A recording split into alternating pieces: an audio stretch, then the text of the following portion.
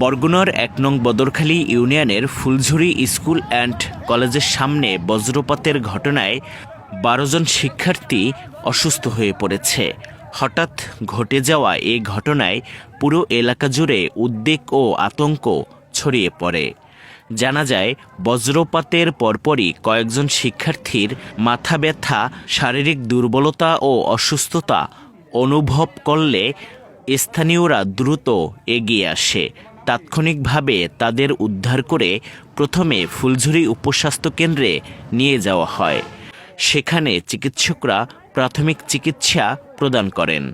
সরেজমিনে গিয়ে দেখা যায়, হাসপাতালে ভর্তি থাকা শিক্ষার্থীদের পাশে তাদের সহপাঠী, অভিভাবক এবং স্থানীয় লোকজন উপস্থিত থেকে সার্বক্ষণিক খোঁজখবর নিচ্ছেন।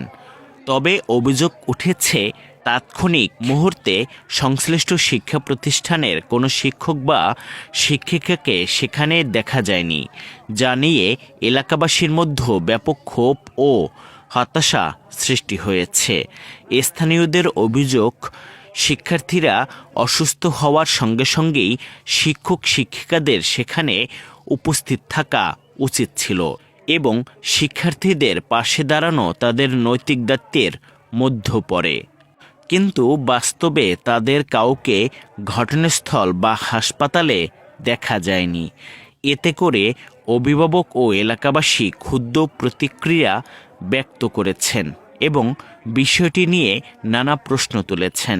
ঘটনাটি এলাকায় ব্যাপক আলোচনার জন্ম দিয়েছে।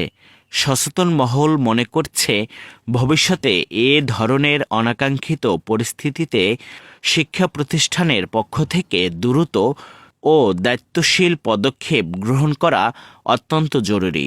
পাশাপাশি শিক্ষার্থীদের নিরাপত্তা নিশ্চিত করতে বজ্রপাতসহ প্রাকৃতিক দুর্যোগ সম্পর্কে পূর্ব প্রস্তুতি ও সচেতনতা বাড়ানো তাগিদ দিয়েছে তারা।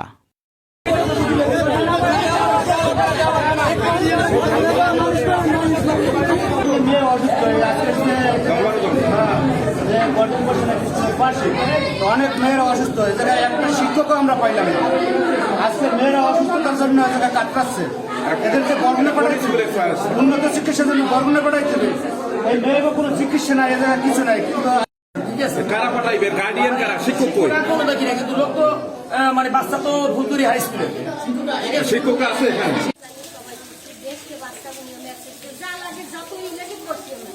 এরপরে আর কি আরো করে 7 জন 8 জন হাইজিন কর্নার